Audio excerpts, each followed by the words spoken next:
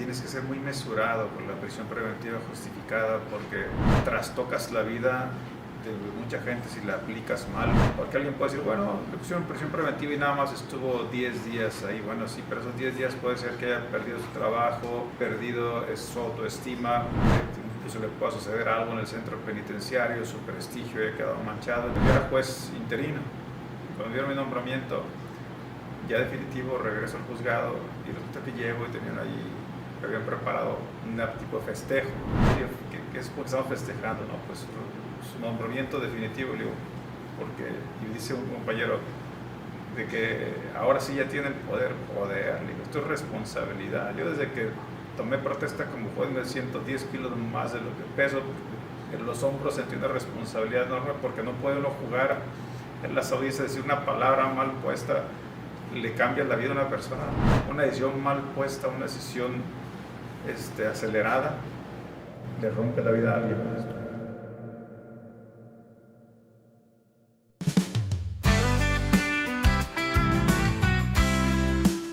Acceso y derecho, la voz del futuro.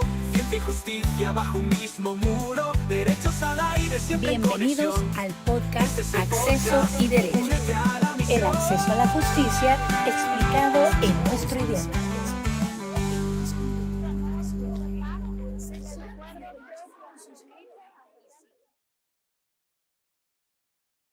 Bienvenidas y bienvenidos a este nuevo episodio de tu podcast Acceso y Derecho, el acceso a la justicia explicado en nuestro idioma. En este episodio abordaremos un tema de gran relevancia: las medidas cautelares en el sistema de justicia penal acusatorio.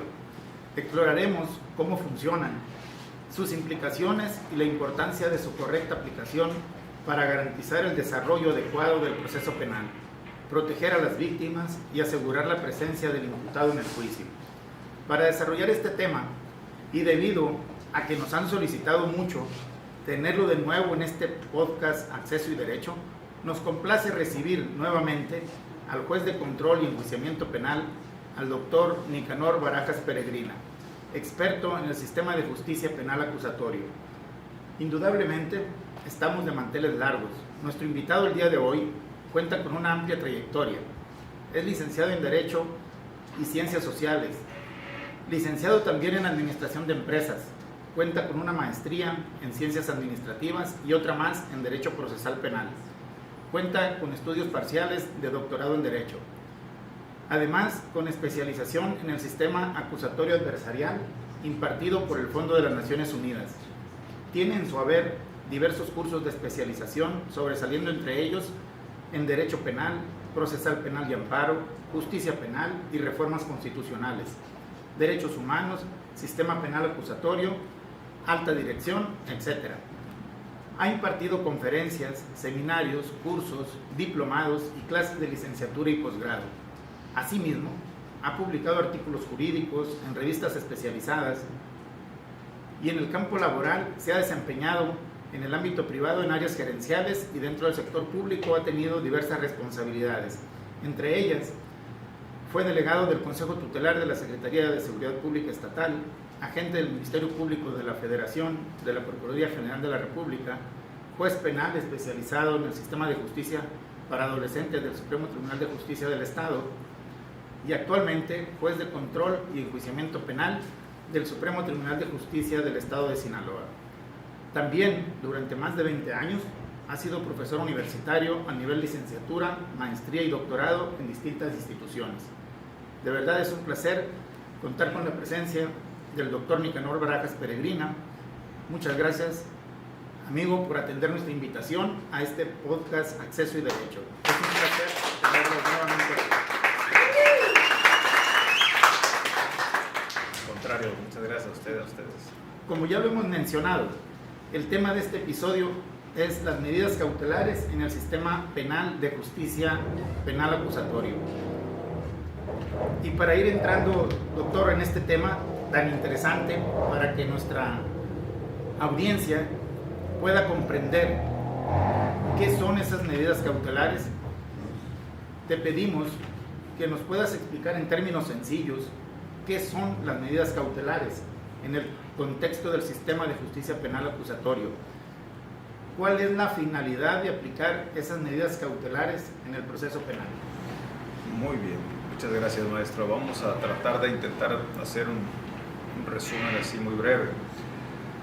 Las medidas cautelares se encuentran contempladas en la Codificación Nacional del artículo 153 al 170. El artículo 153, a grosso modo, nos explica cuáles son las bases o para qué se supone que están insertas en dicha normatividad. Básicamente se trata para proteger a la víctima, para que no se sustraiga del proceso o para que no sea obstaculizado. En palabras simples, para alguien que no está relacionado con el mundo del derecho, ¿qué son las medidas cautelares? Digamos que son las precauciones o las providencias que toma un juez o que impone un juez para garantizar que el proceso se cumpla, que no se sustraiga, que se puedan ir llevando a cabo los actos procesales. En el artículo 155 tiene 14 fracciones, cada una de ellas es una medida cautelar distinta que se puede imponer. Ya el juez dependerá, de conforme con el artículo 165 y 167, qué tipo de medida cautelar impone, o el 156, cuál le es proporcional a la causa. Entonces, esas medidas cautelares son mecanismos temporales en este sistema de justicia penal y se utilizan para garantizar ese correcto desarrollo del proceso. Pero a veces creemos que todas esas medidas implican privación de la libertad. La ley contempla diversas opciones que buscan ser proporcionales y adecuadas según sea el caso. Le pregunto, ¿cuáles son los tipos de medidas cautelares más comunes en el sistema acusatorio? Y si nos podría dar algunos ejemplos de esas medidas y en qué situaciones se aplican. Bien, con todo gusto. Bien, para empezar, el artículo 19, párrafo segundo, en la tercera hipótesis, hasta el último supuesto, habla sobre cuáles son los delitos, un catálogo de delitos en el cual son de prisión preventiva oficiosa, es decir, que ineludiblemente tiene que imponer el juzgador. Podríamos entrar en detalles sobre las dos resoluciones de la Corte Interamericana y sobre los pronunciamientos sobre el Pleno de la región Centro-Norte para cuándo se aplica o desaplica la prisión preventiva oficiosa, pero ese es otro tema.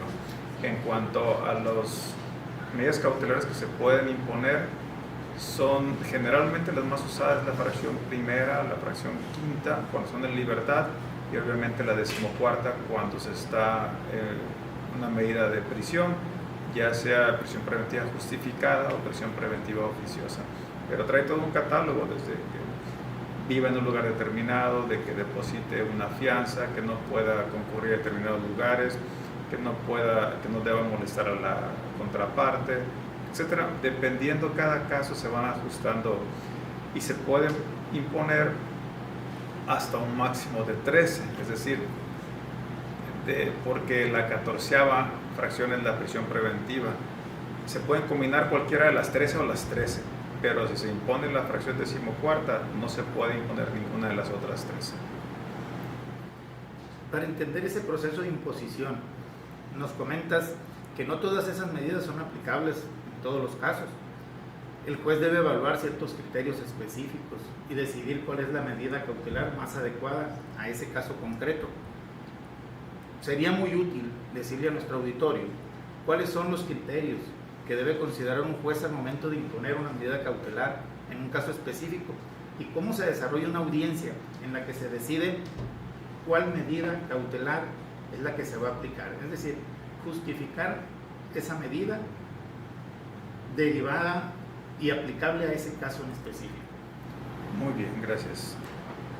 El 156 te habla sobre el parámetro de regularidad procesal que debes llevar para dictar dichas medidas. Como juzgador hay dos momentos en los cuales puedes imponerla.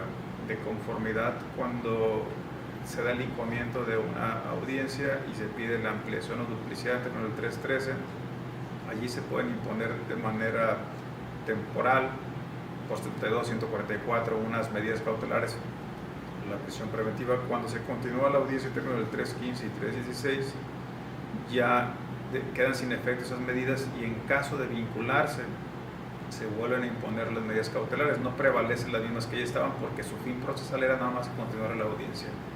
Entonces, generalmente hay incluso algunos autores o algunos juzgadores, también he escuchado más de uno, que ellos dicen que no necesariamente se le tiene que imponer en algunos casos alguna medida cautelar, que puede caerse medida cautelar. Yo no soy de esa idea, porque si no le impones esa medida cautelar, por muy ligerita que sea, como que vaya a firmar cada mes, al momento de que incumpla o que moleste o que sustraiga la acción de la justicia, difícilmente puedes pedir una audiencia de revisión de medida del 161, porque si no tiene medida, ¿qué le vas a revisar? Entonces tienes que ponerle, aunque sea una, casi nada más por llenar el requisito de que tiene medida cautelar.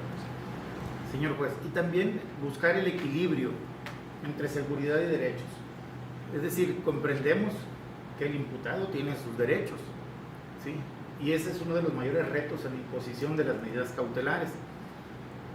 También estas medidas deben ser suficientes para resguardar a las víctimas y prevenir riesgos para la comunidad, pero también deben de aplicarse, como bien lo dices, sin vulnerar los derechos fundamentales del imputado, como la presunción de inocencia.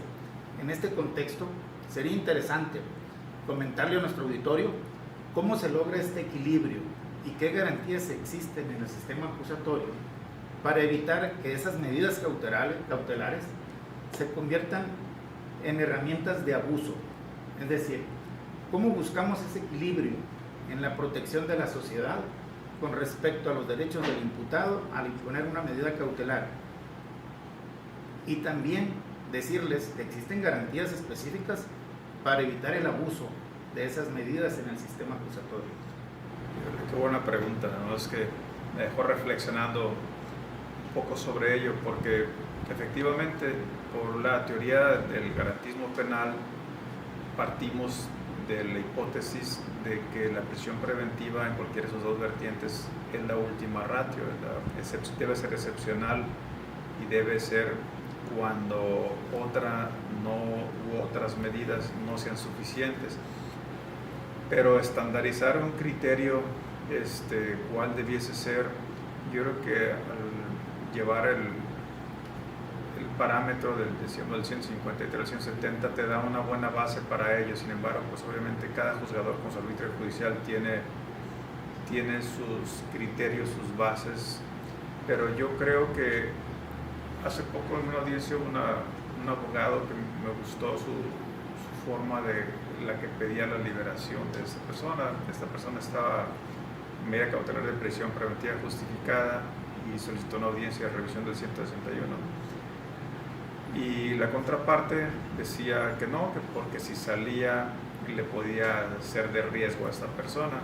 Y el abogado, una respuesta sencilla pero inteligente, dice: si es que esté detenido no le garantiza nada, porque si él le quisiera hacer un daño, yo hubiera no hecho una llamada, le hubiera dicho a alguien que fuera y le hiciera un daño. Entonces, el que no le quiere hacer daño a alguien no se lo va a hacer de adentro ni afuera. Entonces, partiendo de la premisa de que estando encerrado no le va a hacer nada, es ilusoria. Entonces, si están usando nada más para eso la prisión preventiva, dice el abogado, entonces creo que están desvirtuando la medida. Y entramos a un debate que creo que fue interesante. Precisamente, eso que comentas nos lleva a formularte unas nuevas interrogantes que tienen que ver con esos retos y problemáticas para ustedes, los jueces y las juezas de control, cuando toman este tipo de decisiones, porque esas medidas cautelares que ustedes imponen en algunos de los casos pueden resultar insuficientes o por el contrario excesivas. Y de ser así, ¿cómo se han abordado estas situaciones para mejorar el sistema? Específicamente, le pregunto, ¿cuáles son los principales retos que enfrenta un juez al decidir sobre medidas cautelares? Y si en su trabajo, en su función, se ha encontrado con situaciones en las que esas medidas cautelares resultan insuficientes o excesivas. ¿Cómo se aborda esto? Bien pensadas las preguntas. Mire usted, lo que pasa es que uno siempre navega con un cierto margen, un estándar, una desviación estándar de lo que es incertidumbre. ¿Por qué? Porque a veces uno impone prisión preventiva justificada, y luego valora ya con más frialdad la situación y dice, bueno, tal vez no debía habérsela impuesto.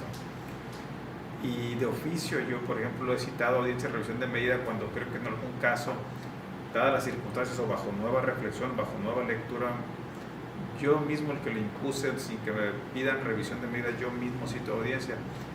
Pero hay ocasiones en las cuales esta ciudad es muy chica, uno se entera, deja una medida cautelar de libertad a alguien y se entera uno de una u otra forma que está molestando a la víctima, que le está poniendo en riesgo y dice, debía haberle impuesto la prisión preventiva. Nunca se sabe, tiene uno que partir una valoración, pero pues nadie es infalible. Pero para eso el 161 hay que revisar la medida cautelar y ajustarse cuantas veces sea necesario. Muy interesante eso que nos comentas y es una cuestión de un criterio personal que como abogados poco observamos en el resto de los jueces. Se lo comentamos con toda la confianza. Señor juez, el impacto de las medidas cautelares, que es el tema que nos ocupa, para explicarle a nuestro auditorio, le podemos decir que no solo buscan asegurar que el proceso penal se lleve a cabo de manera justa y efectiva, sino que también tiene un impacto directo tanto en el desarrollo del juicio como en la vida de las personas involucradas, que incluyen al imputado y a la víctima. Estas decisiones pueden influir en la percepción pública de la justicia, en la confianza de la sociedad en el sistema y, por supuesto, en la experiencia personal de quienes se enfrentan el proceso.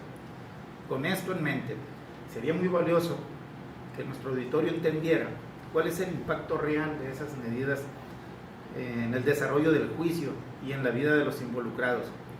De qué manera se supervisa el cumplimiento de esas medidas cautelares impuestas para garantizar su efectividad y evitar abusos. Son 5 preguntas en una, trataré de contestarlo. Primero, se supone que quien se encarga de la revisión de las medidas es la unidad de medidas cautelares, la UMECA, pero no quiero ser repetitivo, pero UMECA también está desarmado. UMECA, pues desafortunadamente no tiene suficiente personal, no tiene suficientes recursos, en fin. Junto con eso, también estamos desarmados en cuanto hay veces que algunas personas podrían no alcanzar la prisión preventiva justificada, pero no hay lo que en otras latitudes se conoce como las casas de medio camino, es decir, no que estén en prisión, pero tampoco que estén en su casa, sino en un punto intermedio que sea un lugar que les permita ir deshabituándose, que les permita ir readaptándose sin necesidad de estar en prisión. ¿Cómo les afecta? Conforme van pasando los años y se va haciendo uno ya viejo, se va dando cuenta de que tienes que ser muy mesurado con la prisión preventiva justificada, porque trastocas la vida de mucha gente si la aplicas mal. Porque alguien puede decir, bueno, le pusieron prisión preventiva y nada más estuvo 10 días ahí. Bueno, sí, pero esos 10 días puede ser que haya perdido su trabajo, perdido su autoestima, incluso le pueda suceder algo en el centro penitenciario, su prestigio haya quedado manchado. Entonces, así sea un día, tiene uno que ser muy cauto y muy mesurado. Esa es la palabra que yo he tratado de compartir con compañeros juzgadores de todo el país. Mesura en nuestras resoluciones, porque yo soy de la idea de que los jueces debiésemos ser como eran en la antigua Grecia, los viejos y sabios de los pueblos, porque también ser juez a edades muy jóvenes o sin el perfil necesario es muy riesgoso, porque se supone que el juez en la última ratio es cuando alguien llega con el juez penal es porque ya tocó fondo, ya es un asunto serio. Entonces tiene que tener los jueces cierto perfil que desafortunadamente, no me refiero en Sinaloa, en México en general, afortunadamente me toca andar por varias partes y platicar con jueces de todo el país y fiscalías, y el perfil de jueces, los recientes, como que tienen otro perfil. Yo no quiero decir que mejores o peores, pero un perfil diferente. Y uno está acostumbrado a los... Yo vengo de una generación, cuando yo entré de juez, yo era el más joven de Sinaloa, y el que me seguía de edad me llevaba 20 años. Entonces, ahora están entrando jueces a edades que antes era impensable que entraran, pues. Y parece que no, pero no todos maduramos, ¿no? Con los años, pero normalmente supone que sí es. Y ser juez no es cosa del otro mundo, no se ocupa ser un gurú del derecho. Decía Mario de la Cueva que para ser un buen juez hay que ser buena persona y saber derecho mejor, pues. Entonces, mesura. Son seres humanos de carne y hueso, ¿no? Con tantos errores o más que el común promedio. Pero con una alta responsabilidad, ¿no? Ese es el problema que a veces... procurar e impartir justicia. Fíjese, cuando... Un minuto nada más. Me vino a la mente ahorita cuando fui nombrado juez, hace muchos años, y regresé a la oficina. Yo estaba cubriendo, yo era juez interino. Cuando dieron mi nombramiento, ya definitivo, regreso al juzgado y resulta que llego y tenían ahí, me habían preparado un tipo de festejo. Y yo le digo, ¿qué es porque estamos festejando? No, pues su nombramiento definitivo. Le digo, porque, y dice un compañero, de que ahora sí ya tiene el poder. Le digo, esto es responsabilidad. Yo desde que tomé protesta como juez me siento 10 kilos más de lo que peso. En los hombros sentí una responsabilidad enorme porque no puede uno jugar en las audiencias, decir una palabra mal puesta le cambia la vida a una persona. Entonces ya no pueden decir cualquier barbaridad porque ya es juez uno, pues. Y una decisión mal puesta, una decisión acelerada, le rompe la vida a alguien. Me voy a atrever a romper un poquito el guión por la confianza. Gracias. Y le voy a formular una pregunta que siempre he tenido como abogado. ¿Influye el estado de ánimo Por supuesto. del juzgador Por supuesto. para el momento de emitir una medida cautelar o una resolución? Mire, yo siempre, cuando me toca darle curso a abogados postulantes, procesalistas en materia penal, siempre les digo, antes que revisar el caso, lo legal, revisa qué juez es. Porque, por ejemplo, aquí en Sinaloa somos 20 jueces penales, parece que hay 20 códigos nacionales. O sea, cada quien lo entiende como puede. Entonces, uno es mejor que otro. Y por supuesto que tiene que ver, e incluso hay casos en los cuales determinados jueces, yo conocí un juez en Guadalajara, que por no sé qué fijación traía, pero no quería hablar de él con ella, pero me decía que determinó un delito específico. Él había pedido al tribunal que no le asignara ningún asunto de esa naturaleza. Hubo un asunto en Guanajuato también de una jueza pedía que ella no se le diera determinado asunto de índole sexual. Quién sabe qué razones tendría, pero todo eso tiene que ver, volvemos a lo mismo.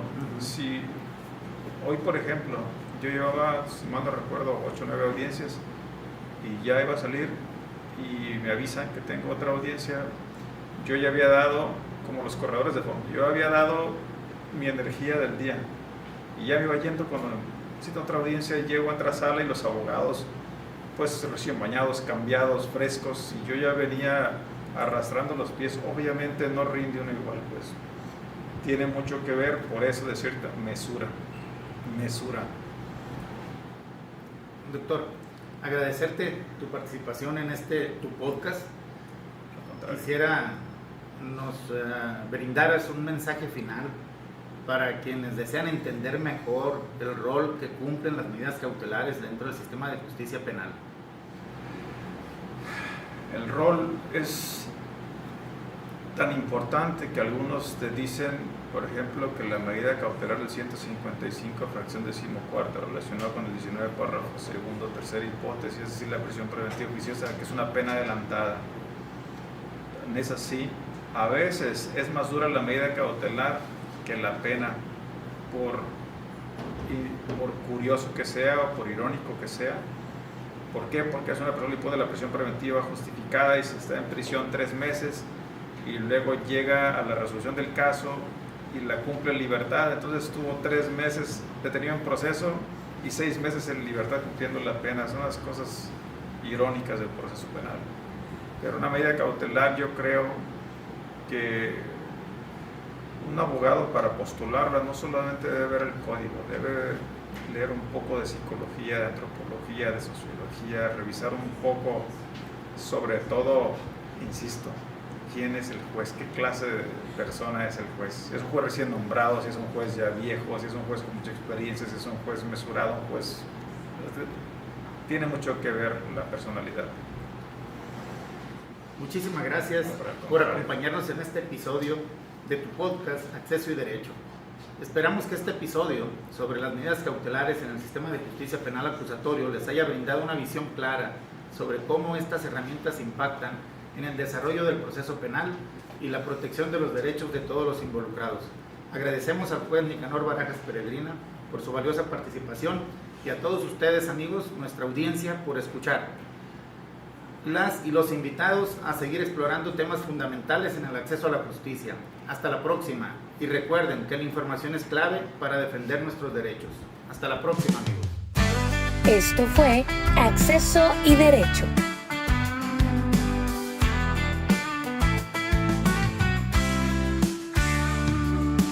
Abre tus ojos, escucha la voz. Derechos humanos juntos en esta cruz. Ciencias jurídicas, buscamos la verdad. Acceso y derecho, la justicia en la comunidad. Expertos. Suscríbete y síguenos en nuestras plataformas digitales. Acceso y derecho, la voz del futuro. Ciencia y justicia bajo un mismo muro. Derechos al aire, siempre en conexión. Este es el podcast, únete a la misión.